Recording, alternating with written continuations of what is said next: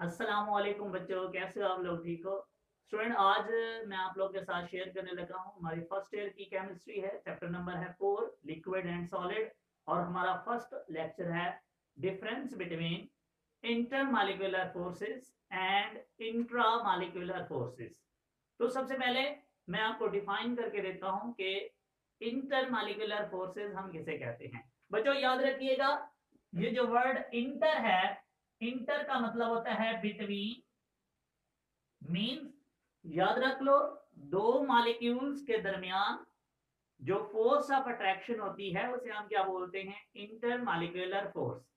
Mean जब आप इसको डिफाइन करोगे तो आप कहोगे कि the force of attraction exist between the two molecule is called inter molecular force.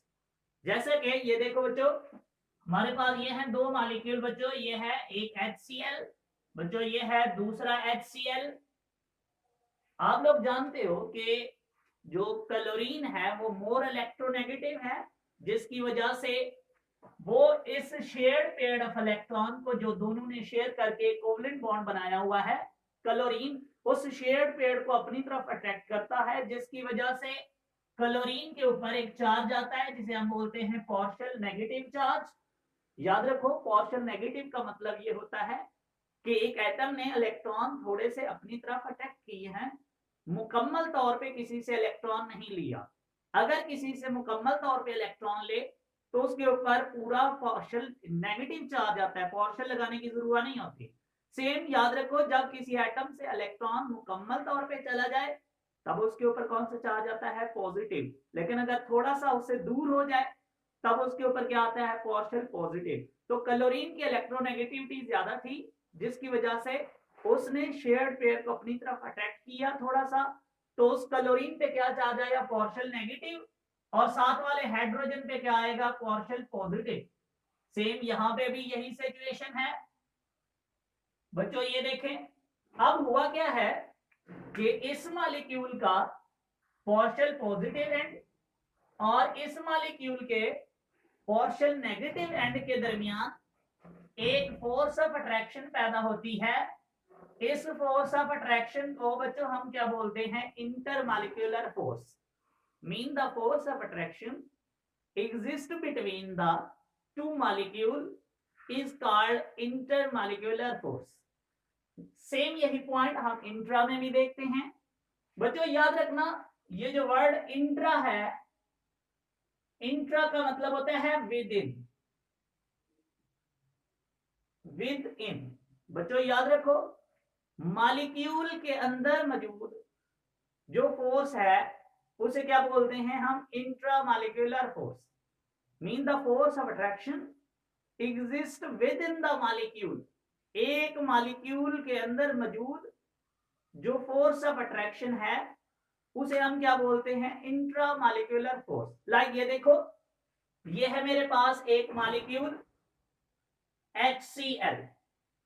बच्चों आप लोगों को याद होगा, आप 9th क्लास के अंदर एक केमिकल बॉन्ड पढ़ते थे और केमिकल बॉन्ड को आप डिफाइन करते थे कि वो फोर्स ऑफ अट्रैक्शन जो किसी भी मॉलिक्यूल के अंदर मौजूद एटम को आपस में जोड़े रखती है, उस फोर्स ऑफ अट्रैक्शन को हम बोलते हैं केमिकल बॉन्ड।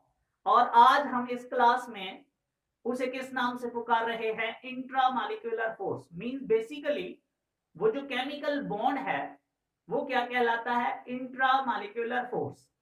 तो याद रखो, ये जो बॉन्ड आपको नजर आ रहा है बच्चों, इसको हम क्या बोलते हैं? Intramolecular force. और अब है सेकंड पॉइंट।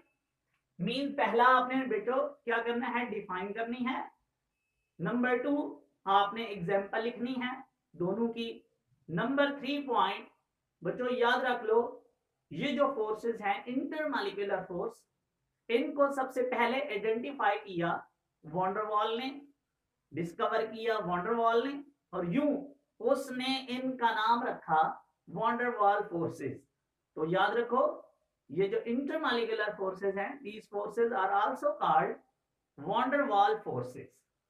तो हमारा थर्ड पॉइंट है van der Waals forces. Van der Waals forces. Same यही पॉइंट अगर हम इंट्रा में लिखना चाहें तो बच्चों याद रखो, जो इंट्रा मॉलिक्यूलर फोर्स होती है उसका दूसरा नाम होता है chemical bond, mean it is also called chemical bond.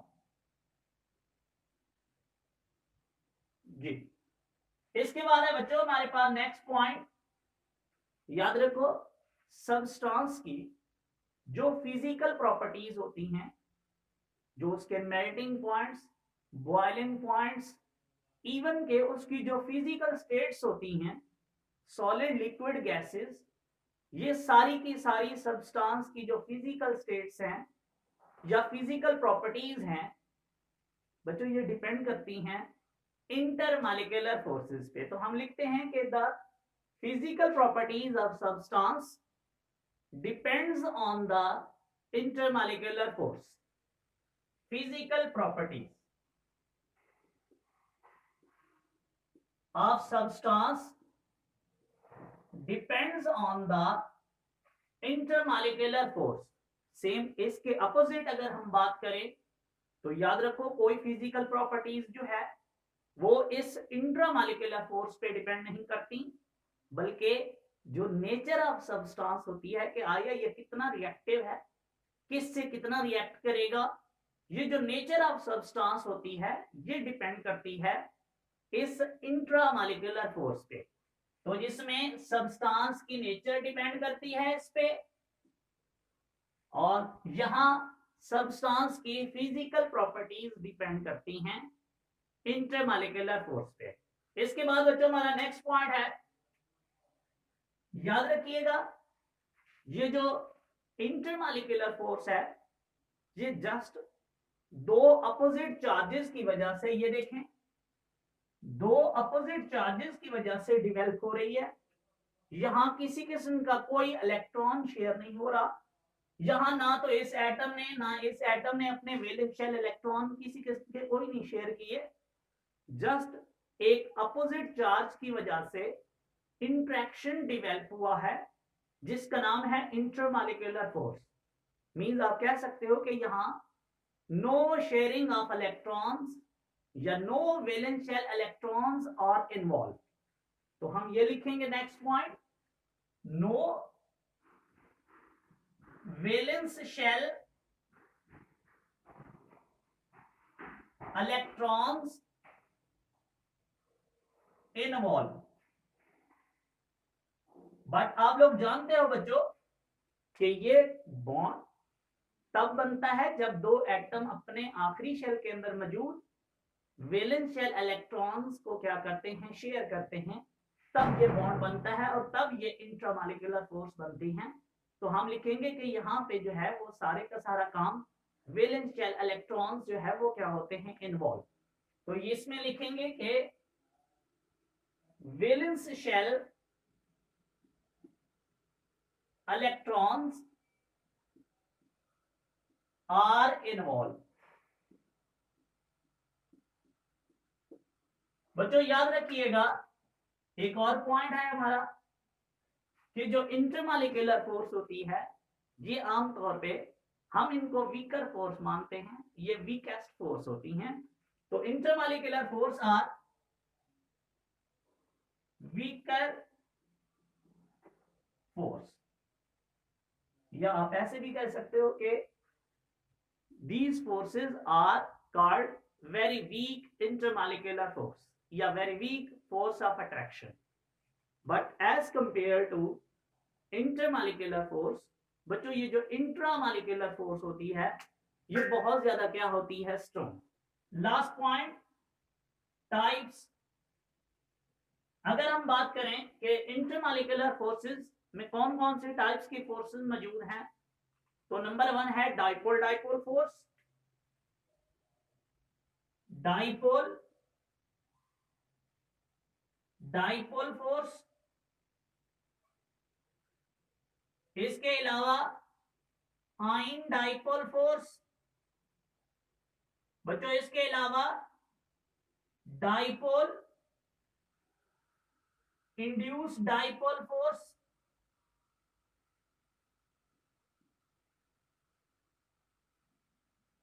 बच्चों इसके अलावा लंदन डिस्पर्शन फोर्स, ये सारी हमने पढ़नी है।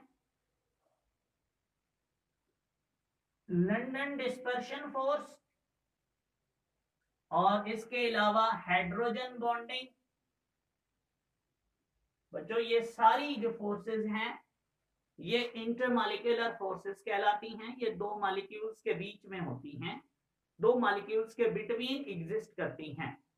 सेम अगर हम बात करें इंट्रामॉलिक्यूलर फोर्स की, तो इसके अंदर जो टाइप्स है बच्चों, उसमें एक हमारे पास है कोवलेंट बॉन्ड,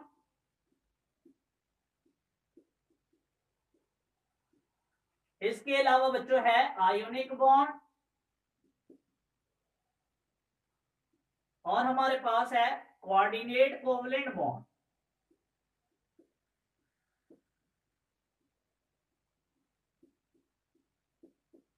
और यूं ये जो है दोनों में क्या होता है डिफरेंस, ये सारे पॉइंट्स आपको आने चाहिए। मीन सबसे पहले आपने डेफिनेशन लिखनी है बच्चों, उसके बाद आपने एग्जांपल देनी है, उसके बाद इसका सेकंड नेम बताना है, उसके बाद इस सब्सटेंस का बताना है कि सब्सटेंस की जो नेचर है वो किस चीज पे डिपेंड करती है, और जो सब्सटेंस की फिजिकल प्रॉपर्टीज हैं वो किस चीज पे डिपेंड करती हैं।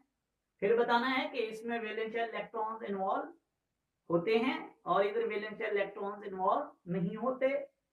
ये स्ट्रॉन्ग होती है, ये वीक होती है। इसकी अगर टाइप्स की बात करें तो इसमें covalent bond, ionic bond, coordinate covalent bond है, जबकि उसमें मैंने आपको मुख्तलिफ टाइप्स के इंटरमॉलिक्यूलर फोर्सेस बताई हैं जी। तो अब आपका लास्ट क्वेश्चन है, ये इसमें मोस्टली क्वेश्चन पूछता है आपसे एग्जामिनर कि वाई, आप क्वेश्चन भी लिख लीजिएगा, why intermolecular forces are weaker than intramolecular forces, या why intramolecular forces are stronger than intermolecular forces.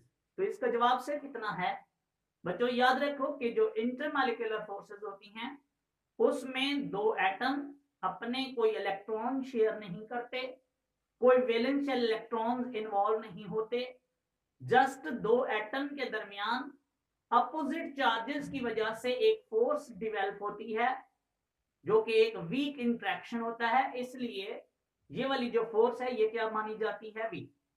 लेकिन आप जानते हो कि जो इंट्रामॉलिक्यूलर फोर्स है बच्चों, इसमें जो दो एटम होते हैं वो अपने इलेक्ट्रॉन्स की प्रॉपर शेयरिंग करते हैं, दो एटम के ऑर्बिटल आपस में ओवरलैप करते हैं, फिर एक जाके क्या बनता है, बॉन्ड, और वो जो बॉन्ड होता है वो क्या होता है, बहुत ज्यादा स्ट्रॉन्गर। अगर आप सोच रहे हो कि कितना स्ट्रॉन्गर है, तो बच्चों याद रखो कि जो ये इंटरमॉलिक्यूलर फोर्सेस होती हैं ये 1% इफेक्टिव होती हैं as compare to the covalent bond. Mean 1% वो है और उससे 99% स्ट्रॉन्गर होती है। मैं आपको एक एग्जांपल बताता हूं, लाइक सपोज कर लो आपके पास 1 मोल HCl के मॉलिक्यूल हैं, तो उसके अंदर आप HCl के अंदर मौजूद ये इंटरमॉलिक्यूलर फोर्सेस को अगर आप ब्रेक करना चाहते हो तो हमें एनर्जी देनी पड़ती है ओनली 17 किलो जूल पर मोल। लेकिन अगर यही काम हम इस बॉन्ड को तोड़ने के लिए करें, 1 मोल बॉन्ड को ब्रेक करना हो HCl के, तो बच्चों हमें 430 किलो जूल पर मोल एनर्जी रिक्वायर होती है। और यूं हम ये वाली एग्जांपल लेके बताएंगे कि ये देखें इसको तोड़ना बहुत आसान है, इसके लिए हमें बहुत एनर्जी कम चाहिए क्योंकि ये वीक फोर्सेस है, क्योंकि ये जस्ट अपोजिट चार्जेस के अट्रैक्शन की वजह से डेवलप हुई है, इसमें किसी किस्म का कोई वैलेंशियल इलेक्ट्रॉन्स इन्वॉल्व नहीं है। लेकिन इंट्रामॉलिक्यूलर फोर्स बहुत ज्यादा स्ट्रॉन्ग है क्योंकि इसमें दो एटम अपने इलेक्ट्रॉन्स अपने आखिरी शेल में मौजूद जो वैलेंशियल इलेक्ट्रॉन्स होते हैं वो शेयर करते हैं, फिर जाके ये इंट्रामॉलिक्यूलर फोर्स बनती है और यूं ये फोर्स बहुत स्ट्रॉन्गर होती है। इसलिए HCl के 1 मोल की ये फोर्स को ब्रेक करने के लिए हमें 430 किलो जूल पर मोल एनर्जी रिक्वायर होती है जो कि बहुत ज्यादा स्ट्रॉन्ग है। तो ये थे हमारे जी दोनों में डिफरेंस। इसको एंजॉय करो। Thank you so much. Allah Hafiz.